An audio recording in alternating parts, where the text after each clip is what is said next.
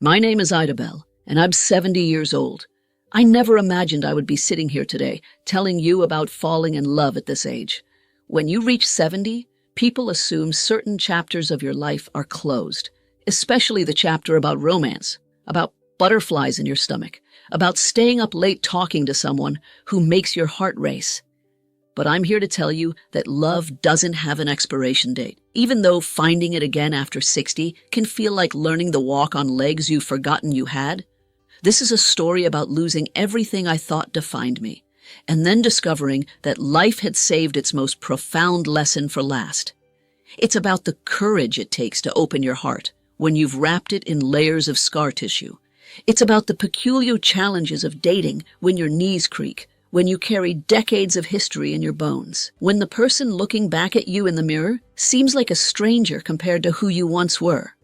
But most of all, this is a story about hope. Because if an old woman like me could find love again after the darkest period of my life, then perhaps there's hope for anyone willing to take that terrifying, beautiful leap. My husband Edmund died on a Tuesday in March, 3 years ago. Not suddenly. No, that might have been a mercy. He died slowly, over 18 months of hospitals and treatments and false hopes that kept me suspended between grief and denial. Pancreatic cancer, they said. 4 to 6 months, they said. But Edmund was stubborn, and he fought for a year and a half before his body finally surrendered. We'd been married for 47 years. 47 years of shared morning coffee, of finishing each other's sentences, of knowing exactly how the other liked their eggs. We'd raised 3 children, buried both our parents, weathered financial storms and family feuds. Edmund was my everything, my best friend, my lover, my compass. When he died, I didn't just lose my husband. I lost my identity. For nearly 5 decades, I've been Edmund's wife. I was Idabelle and Edmund, never just Idabelle. Our lives were so intertwined that I couldn't remember where I ended and he began. We'd grown into each other like 2 trees whose roots had tangled underground, whose branches had woven together to form one canopy. The funeral was a blur. My daughter Marigold flew in from Seattle with her husband. My son Oren drove up from Phoenix. My youngest, Thessaly, took a leave from her teaching job in Boston. They surrounded me, these beautiful humans Edmund and I had created, and they tried to hold me together as I fell apart. But they had lives to return to, jobs and children and marriages of their own. Within 2 weeks, they were gone, and I was alone in the house that had been ours and was now just mine. Those first 6 months were the darkest of my life. I stopped cooking real meals. What was the point of making dinner for one? I'd eat crackers and cheese standing at the kitchen counter. I stopped gardening, though Edmund and I had spent every spring planting tomatoes and roses. I stopped going to church, stopped answering the phone, stopped caring about anything. I'd wake up each morning and feel shocked all over again that he was gone. I'd reach across the bed, expecting the warmth of his body, and find only cold sheets. I'd make 2 cups of coffee out of habit, then stare at the extra mug and weep. The house felt enormous and suffocating at the same time. Every room held memories that crushed me. The living room where we'd watched television with his arm around my shoulders. The kitchen where he'd surprise me with breakfast on Sundays. The garage where his tools still hung on the pegboard, waiting for him to return. I thought about dying. Not suicide exactly. I could never do that to my children. But I'd think, I wouldn't mind if I didn't wake up tomorrow. I'd pray for a heart attack, an aneurysm, anything to end this endless gray existence. My daughter Marigold called every Sunday. Mom, are you eating? Are you sleeping? Have you left the house this week? I'd lie. Yes, honey, I'm fine. Don't worry about me. But I wasn't fine. I was disappearing, fading into the wallpaper of my own life. It was Thessaly who finally staged what I can only call an intervention. She showed up unannounced one Saturday in November, 8 months after Edmund's death. I hadn't showered in 3 days. The house smelled stale. Dishes were piled in the sink. She didn't say anything at first. She just walked through the house, taking it all in. Then she sat down at the kitchen table, Edmund's seat, and looked at me with tears in her eyes. "Mama," she said softly, "Daddy wouldn't want this." Those 4 words cracked something open inside me. I collapsed into her arms and sobbed like I hadn't allowed myself to sob since the funeral. She held me and rocked me like I was the child and she was the mother. "I know you miss him," she whispered. "God, I miss him too. But you're still here, Mama. You're still alive, and I need you to start living again."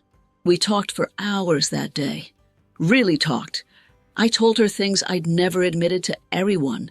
How lost I felt, how guilty I felt about being angry at Edmund for leaving me, how terrified I was of the future stretching out empty and meaningless before me. Fessily didn't offer platitudes. She didn't tell me it would get better or that time heals all wounds.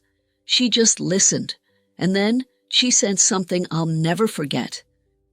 "You spent 47 years being Edmund's wife. Now you have to figure out who Idabelle is on her own, and that's going to be hard and scary and painful. But Mama, you owe it to yourself to try. You owe it to Daddy, who loved you and would want you to be happy. And you owe it to us, because we need you." Before she left, she made me promise 3 things. I'd see a grief counselor, I'd join at least one social group or club, and I'd consider selling the house and moving somewhere with fewer memories. I kept the first 2 promises. The third one, well, that took longer. The grief counselor was a woman named Dr. Hartwell. She was maybe 50, with kind eyes and a way of letting silence sit without rushing to fill it. I went every Tuesday afternoon for 6 months. She didn't try to fix me. She just gave me permission to grieve, to be angry, to feel whatever I was feeling without judgment. Slowly, imperceptibly, the fog began to lift. I joined a book club at the local library. It was mostly women, ages ranging from 50 to 80. We met every other Wednesday to discuss whatever we'd read. I chose it because it felt safe. Just books. No pressure to share my personal life. But of course, book discussions have a way of becoming personal. When we read The Year of Magical Thinking by Joan Didion, I found myself talking about Edmund, about loss, about that strange magical thinking where you expect the person to walk through the door, even though you watch them die. A woman named Opaline, who had lost her husband 5 years earlier, squeezed my hand afterward. "It gets different," she said. "Not better exactly, just different. The grief becomes part of you instead of all of you." She was right. Month by month, life became less gray. I started cooking again, simple things at first, then more elaborate meals when I realized I actually enjoyed cooking for myself. I returned to the garden that next spring, planting Edmund's favorite tomatoes alongside some new varieties I'd never tried before. I began to reclaim the house, slowly redecorating in ways I'd always wanted, but Edmund hadn't cared for. A new reading chair by the window, different curtains in the bedroom, small changes that made the space feel less like a mausoleum and more like mine. My children noticed. Their phone calls became less worried, more conversational. Marigold stopped asking if I was eating. Oren stopped suggesting I move closer to him. Fessily stopped flying out every other month to check on me. I was functioning. I was even, occasionally, happy. But I was also lonely in a way I'd never experienced before. Not the crushing, suffocating loneliness of those first months. This was different, a gentler ache, like hunger rather than starvation. I missed companionship. I missed having someone to talk to at the end of the day. I missed touch, not necessarily sexual, just connection, a hand to hold during a movie, someone to sit beside on the porch swing, someone who cared whether I'd had a good day or a bad one. I was 70 years old, and I was so desperately lonely. It was Opaline from book club who planted the seed. We'd gone out for coffee after one of our meetings, and somehow the conversation turned to dating. Another woman, Verbena, had recently met someone through her church, and she was glowing as she talked about him. Dating at our age is so different, Verbena said, laughing. There's no game playing. We're too old for that nonsense. You just say what you want and hope it works out. How did you meet him? I asked, genuinely curious. Online, she said, a bit sheepishly. One of those dating websites for seniors. My granddaughter set up my profile. Opaline turned to me with a mischievous glint in her eye. You should try it, Idabelle. The suggestion hit me like a bucket of cold water. Oh, no, I couldn't possibly. Why not? Opaline challenged. You're still young. You're lovely. You have so much to offer. I'm 70 years old.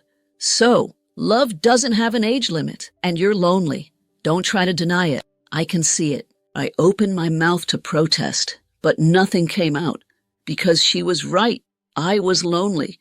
But dating at 70, after 47 years with the same man, the idea was absurd, terrifying, impossible. And yet it lodged itself in my brain and wouldn't leave. I thought about it for weeks.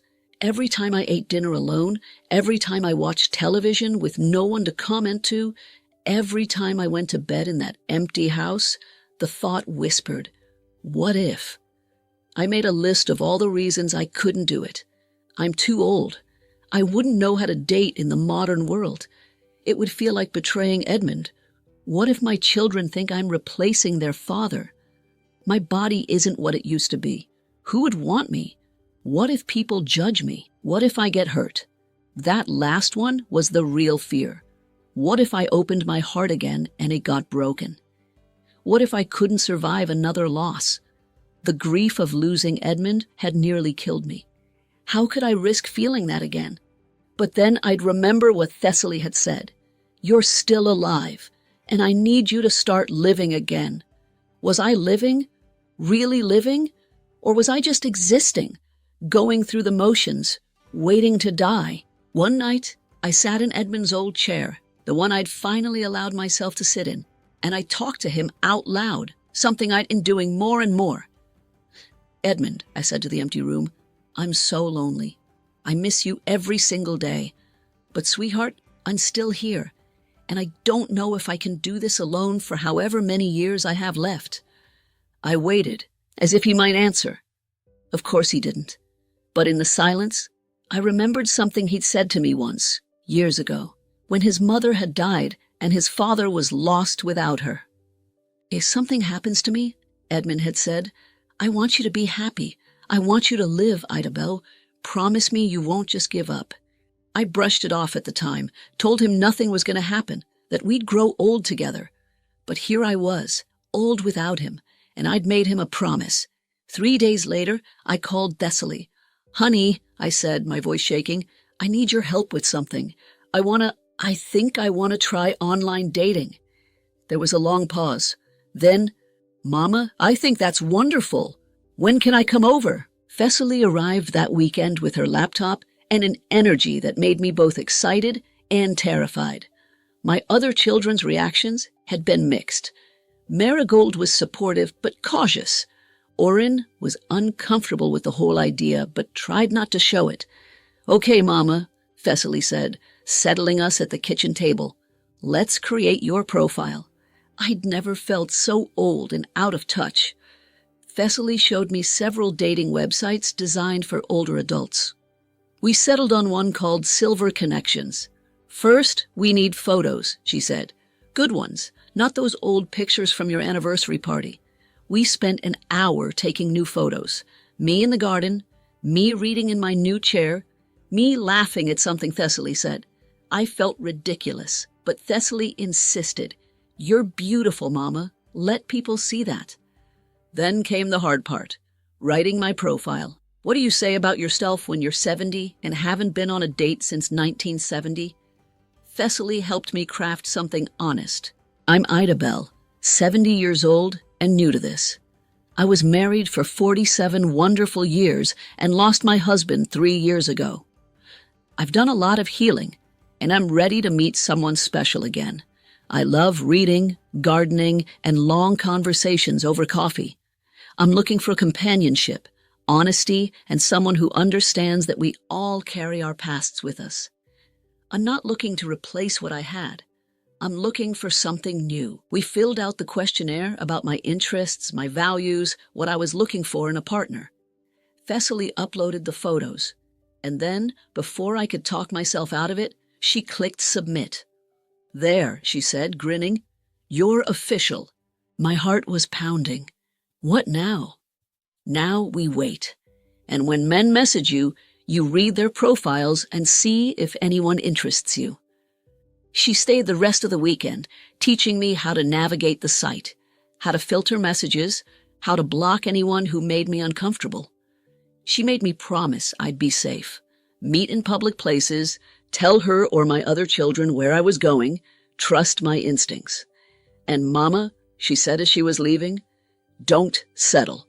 You're amazing. Wait for someone who sees that. The first week was overwhelming. I got dozens of messages. Some were clearly spam or scams, men claiming to be rich businessmen working overseas who needed help with their finances. Thessaly had warned me about these. Others were forward in ways that shocked me. Pictures I didn't ask for, propositions that made me blush. One man's entire message was, "You look good for your age. Want to meet up?" I almost deleted my profile after 3 days. But then there were some genuine messages too. Men who had read my profile and referenced specific things. Men who seemed kind and respectful. Men who were also widowed or divorced and looking for companionship. I exchanged messages with a few of them. It was awkward at first. I'd agonize over every response, writing and rewriting until Thessaly would text me to just be myself. I went on 3 dates that first month. The first was with a man named Philo. He was 73, a retired accountant, widowed for 6 years. We met for coffee. He was perfectly nice, perfectly polite, and perfectly boring. We had nothing in common. The conversation felt like work. The second was with Zedekiah, who insisted I call him Zed. He was 68, divorced twice, with grown children he barely spoke to. Within 20 minutes, he'd complained about both ex-wives, blamed his children for being ungrateful, and criticized the waitress for bringing him the wrong flavor of creamer.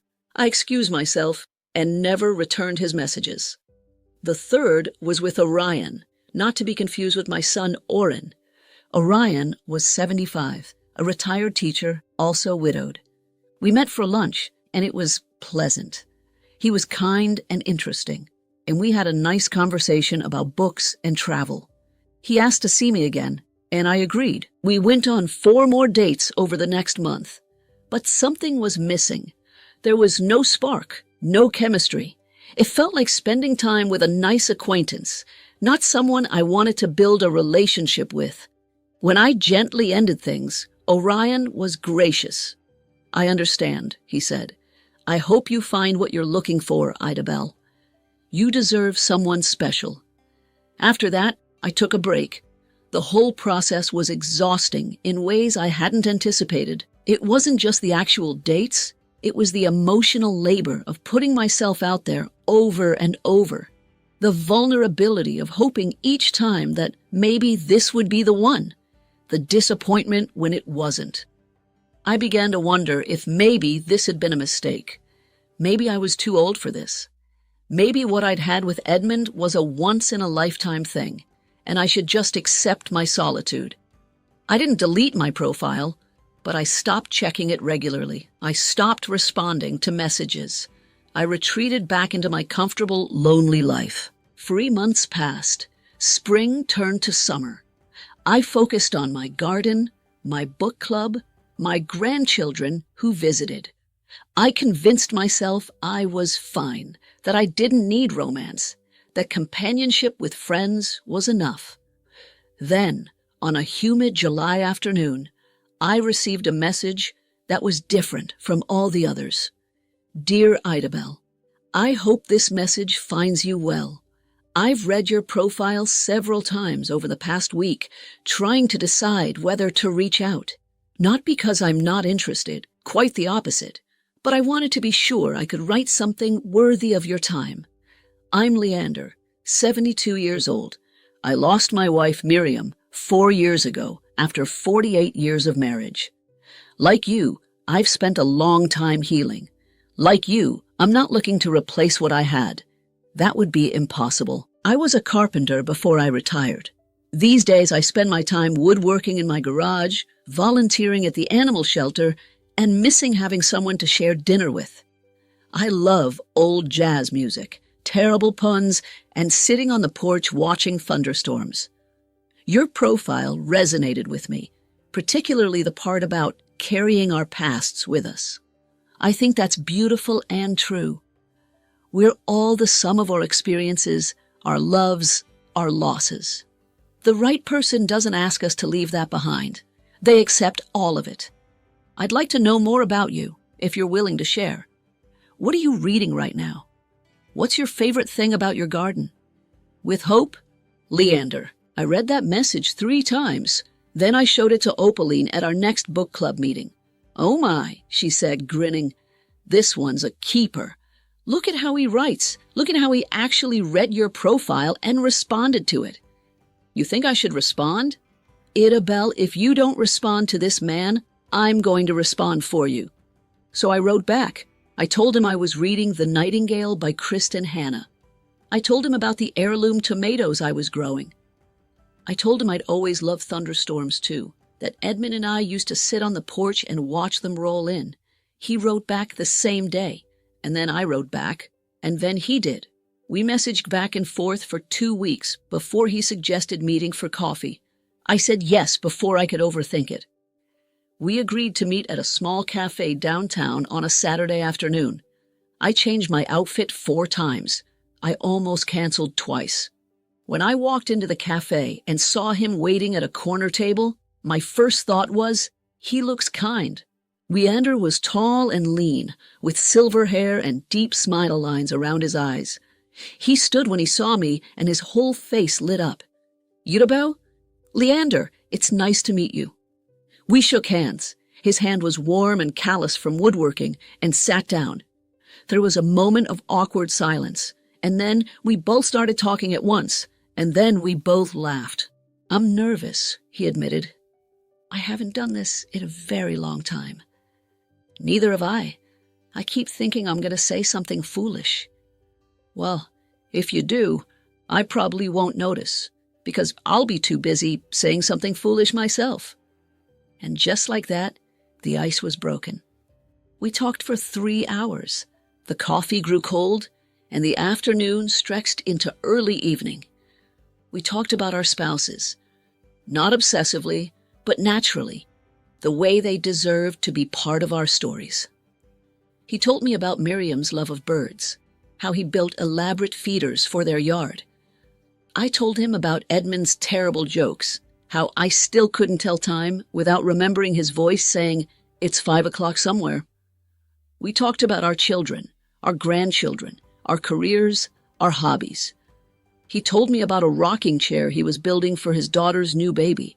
I told him about the quilt I was making.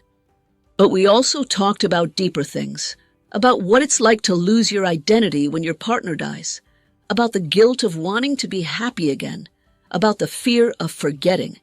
Sometimes I panic that I can't remember things about Miriam, Leander said quietly, like what her favorite breakfast was, or which song she hummed when she was cooking. And I think, how can I be forgetting her? How can she be slipping away? I understand that completely, I said. I have moments where I can't hear Edmund's voice in my head anymore, and it terrifies me. Do you think, he hesitated, do you think they'd want us to move on? To find happiness again? I think so, I said. I think they loved us too much to want us to be alone forever. He reached across the table and gently took my hand. It was the first time anyone but family had touched me with affection in years. Would you like to have dinner with me next week? He asked. Yes, I said. I would like that very much. Dating at 70 is nothing like dating at 20. or 30, or even 50. Every decade adds layers of complication. But at our age, those complications are significant. Take the physical realities. After our third date, a lovely dinner at an Italian restaurant, Leander walked me to my car.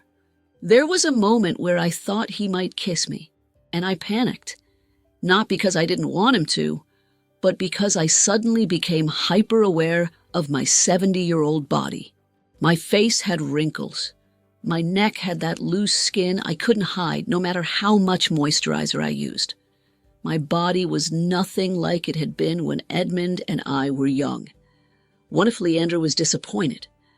What if he was just being polite, and once he actually looked at me, he'd realize he'd made a mistake?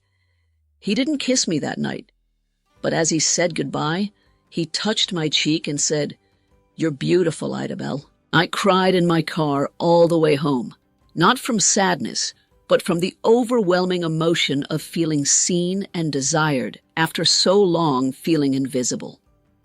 Then there were the practical complications. We both had established lives, established routines. Leander had his woodworking shop, his volunteer schedule at the animal shelter. I had my book club, my garden, my weekly dinners with Oren and his family. Merging two complete lives at our age wasn't simple.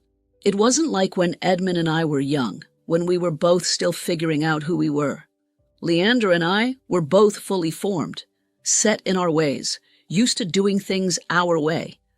Our first real argument was about something ridiculous, how to load a dishwasher.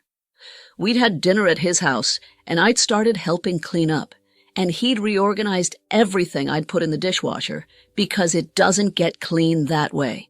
I'd snapped at him. He'd gotten defensive. We'd had our first fight over kitchen appliances. Later, after we'd both cooled down and apologized, we laughed about it. But it highlighted a real truth. We'd both been doing things our own way for decades. Compromise required conscious effort. And then there were the health issues. During our 4th month of dating, I had to cancel 3 dates in a row because of a severe arthritis flare-up in my hands. I was embarrassed, felt like a burden. Leander showed up at my house with groceries and made me dinner because he knew chopping vegetables was painful. "This is what we do," he said simply. "We take care of each other." But it made me confront uncomfortable questions. What would happen if one of us got seriously ill? We weren't married.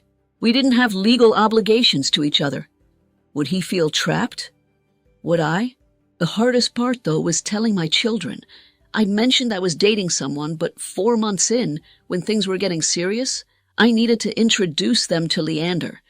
I was terrified. Thessaly was predictably thrilled. She FaceTimed me the moment I told her, demanding to see pictures and hear every detail. Marigold was cautiously supportive. "I'm happy for you, Mom. I need some time to process this." But Oren struggled. He came over for dinner one Sunday, and I told him about Leander. His face went carefully neutral. "That's good, Mom, if you're happy."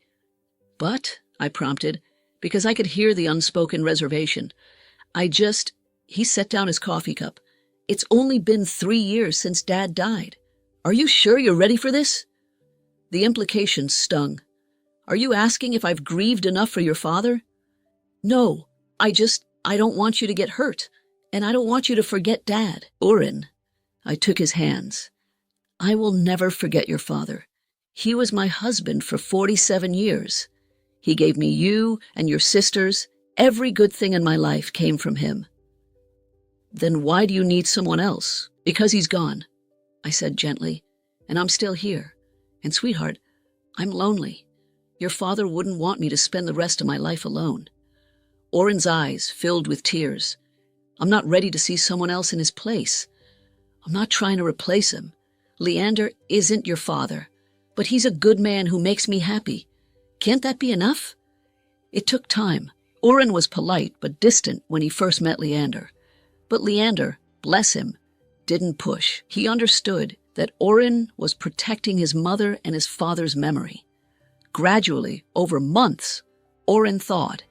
He saw how Leander treated me, with respect, with kindness, with genuine affection. He saw that I was happier, lighter, more myself than I'd been since Edmund died.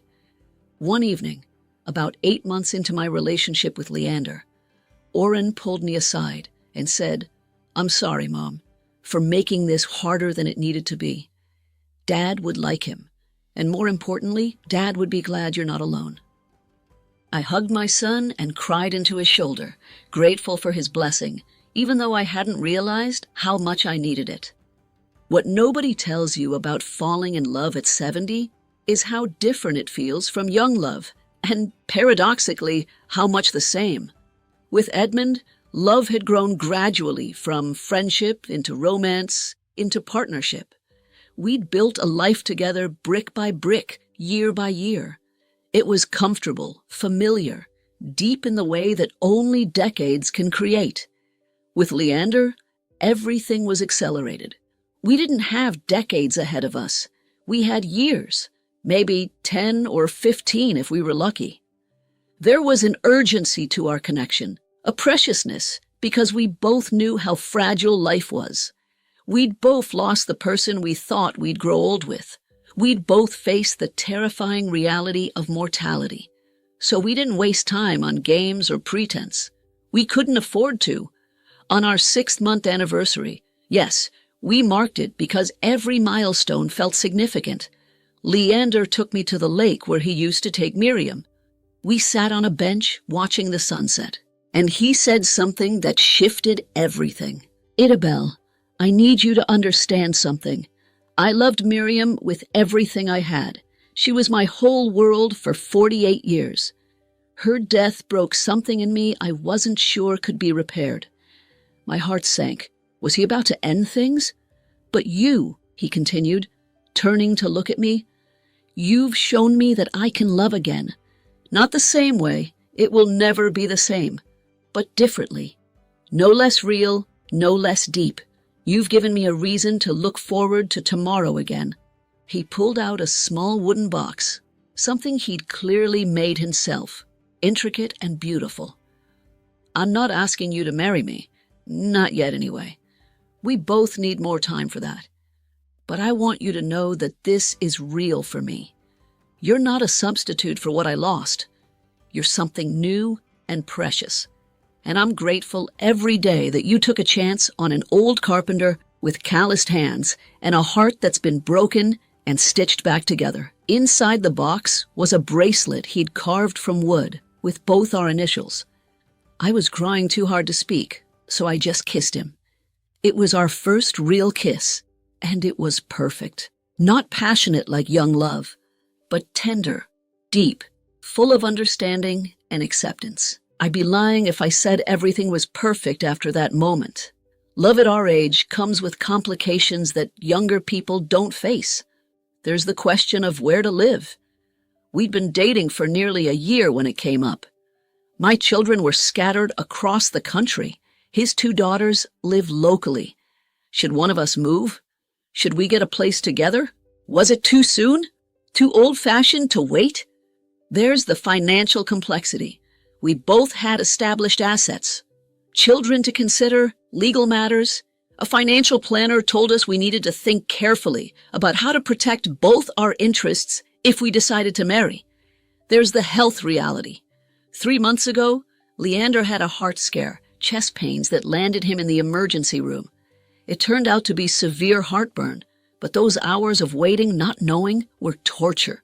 I realized with stark clarity that I could lose him, just like I lost Edmund. That this time I had with him was borrowed, that every moment was precious. It made me angry, not at him, but at life, at the unfairness of finally finding happiness again, only to know it could be taken away at any moment. "We're all living on borrowed time," Leander said later when I confessed my fear. "At 20, at 40, at 72. We just know it more viscerally now. But Idabelle, isn't it better to have this, whatever time we have, than to have nothing at all?" He was right, of course. There's also the challenge of physical intimacy. Our bodies aren't what they were. Things that once came naturally require patience now. Sometimes creativity, often humor, The first time Leander's back went out in the middle of, well, let's just say we learned to laugh at ourselves and our limitations. But there's something beautiful in that vulnerability too. There's no performance, no trying to impress. We accept each other's scars, our sagging skin, our aches and pains. We love each other's 70-year-old bodies because they've carried us through life, held our children, worked hard, survived loss. 2 months ago, on a chilly October evening, Leander asked me to marry him. We were in his woodshop. I'd taken to spending evenings there, reading while he worked, both of us just enjoying the companionship. He stopped what he was doing, came over to where I was sitting, and got down on one knee. Idabelle, I know we said we'd take our time, and we have, but I'm 72 years old, and I don't want to waste another day. I want to wake up next to you every morning for whatever time we have left. I want to make you coffee the way you like it. I want to sit with you on the porch and watch thunderstorms. I want to love you for the rest of my life. Will you marry me? I helped him back up. His knees aren't what they used to be either, and I said yes. We're getting married next month. It will be a small ceremony. Just our children, grandchildren, and close friends. Vesely is walking me down the aisle. Leander's daughter is officiating. I thought a lot about what I'd tell someone else in my position. Someone who's lost their spouse, who's lonely, who's considering opening their heart again, but is terrified. First, grieve as long as you need to. There's no timeline. Don't let anyone rush you, including yourself. But also recognize that grief can become comfortable, and at some point, you have to decide if you want to stay in that comfortable sadness or take the risk of living again. Second, loving someone new doesn't diminish what you had. You're not replacing your late spouse. You're not being disloyal. The heart has an infinite capacity to love. Edmund will always be part of me. He shaped who I am. But Leander is writing a new chapter, not erasing the old ones. Third, be honest about what you want. At our age, there's no time for games. If you want companionship, but not romance, say so. If you want romance, say that too. I wasted time on dates with men who wanted different things than I did because I was afraid to be direct. Once I learned to be honest up front, everything got easier. Fourth, your children's feelings matter, but they don't get to decide your life. Talk to them, help them understand, give them time to adjust. But ultimately, you deserve happiness. You deserve love. You deserve companionship. Don't let guilt or their discomfort keep you from that. Fifth, accept that dating at our age is awkward and sometimes humiliating. You'll go on bad dates.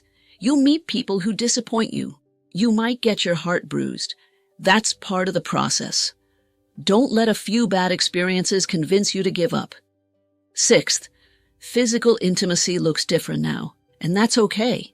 Bodies change. Things take longer. Things hurt that didn't used to hurt. But intimacy at 70 can be just as meaningful, just as beautiful as it was at 30. Sometimes more so, because it's rooted in acceptance and genuine connection rather than performance. Seventh, don't compare. Don't compare your new partner to your old one. Don't compare how you feel now to how you felt 40 years ago. Each love is unique, shaped by who you are at that moment in your life. Celebrate the differences instead of mourning them. Eighth, time is precious. Don't waste it waiting for the perfect moment or the perfect person. None of us knows how much time we have left. If you meet someone who makes you happy, who treats you well, who you enjoy spending time with, don't overthink it. Take the chance. Ninth, stay safe, both physically and emotionally. Meet in public places. Tell people where you're going. Trust your instincts. And protect your heart, not by walling it off completely, but by being selective about who you let in. Not everyone deserves access to your vulnerability. 10th, remember that you're enough. You don't need to be younger, thinner, prettier, more successful. The right person will love you exactly as you are. Wrinkles, scars, baggage, and all. I spent so much energy worrying that I wasn't enough for Leander until I realized he was worried about the same thing. We were both enough. This journey hasn't just been about finding love again. It's been about finding myself. For 47 years, I was defined by my relationship to Edmund. I was a wife, a mother, a partner in this shared life we built. When he died, I lost not just him, but my sense of who I was. These past 3 years have forced me to figure out who Idabelle is, separate from anyone else. What do I like? What do I want? What makes me happy? I've discovered things about myself I never knew. I love cooking elaborate meals even when no one's there to eat them. I have strong opinions about garden design. I'm braver than I thought. Brave enough to try online dating, brave enough to risk my heart, brave enough to choose happiness even when it's terrifying. I've learned that I can survive things I never thought I'd survive. Edmund's death felt like it would kill me, but I'm still here, stronger in some ways, more appreciative of small joys, more aware of life's fragility and preciousness. I've learned that loneliness and solitude are different things. I can be alone without being lonely now. I enjoy my own company. But I've also learned that I'm someone who thrives on connection, who needs that deep companionship that comes from sharing life with another person.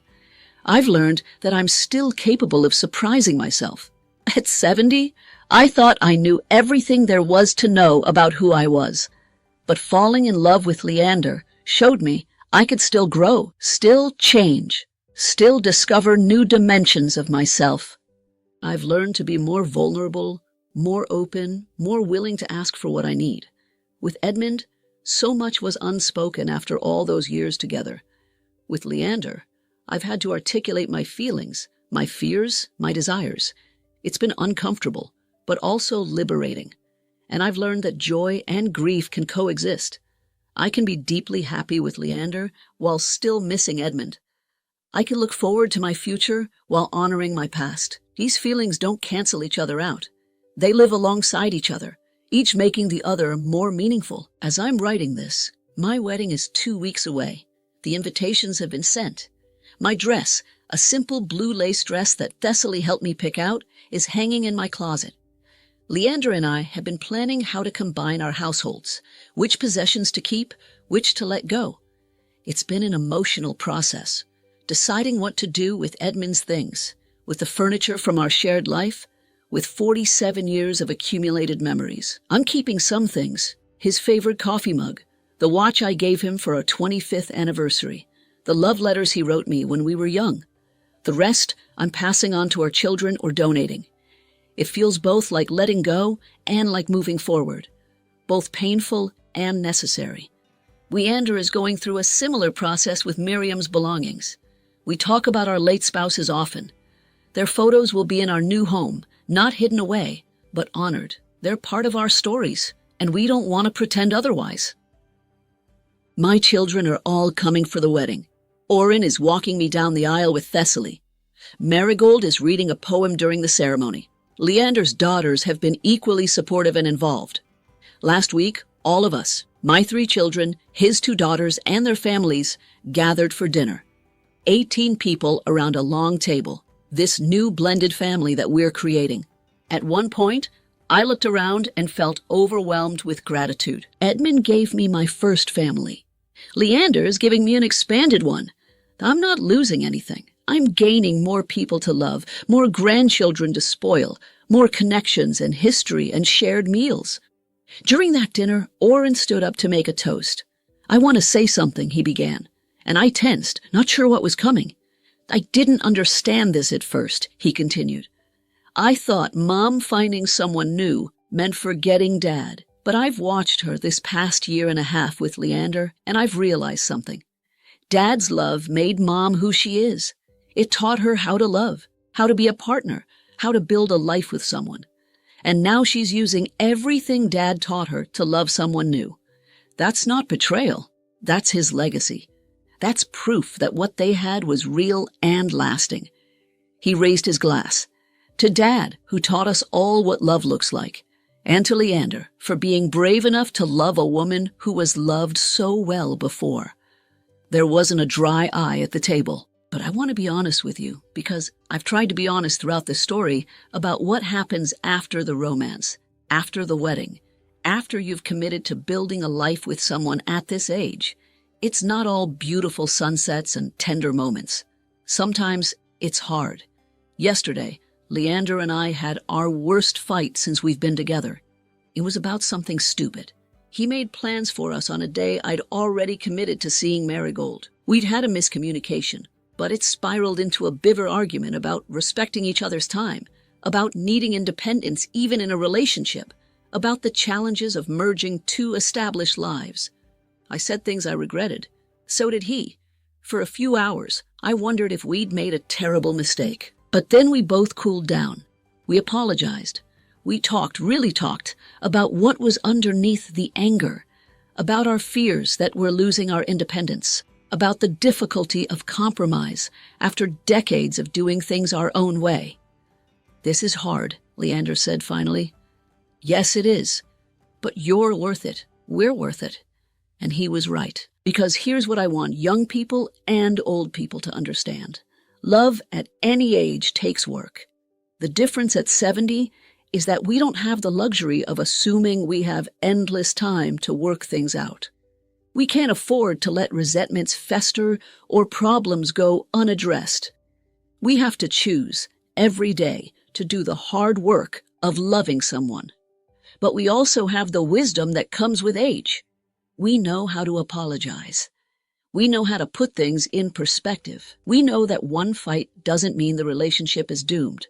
We've lived long enough to understand that disagreement isn't disaster. It's just part of loving someone. I'm sitting on my porch as I finish writing this.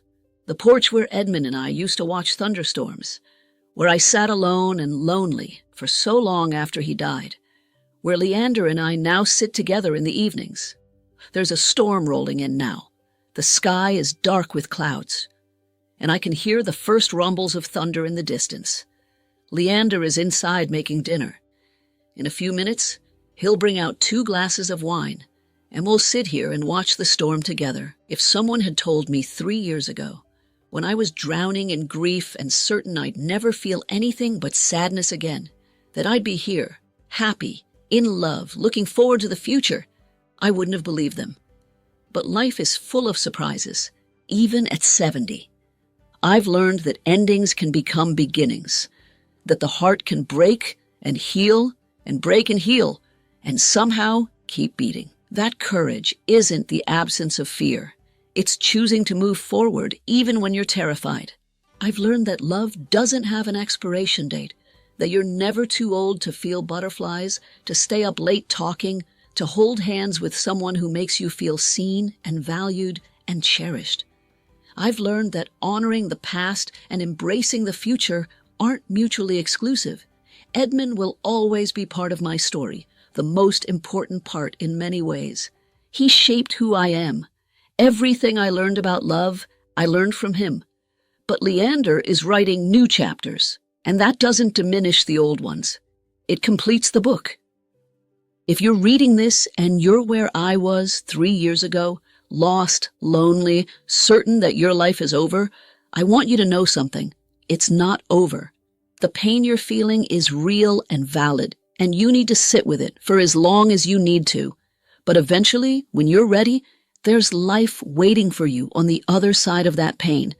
It might not look like the life you had before. It might not look like anything you imagined.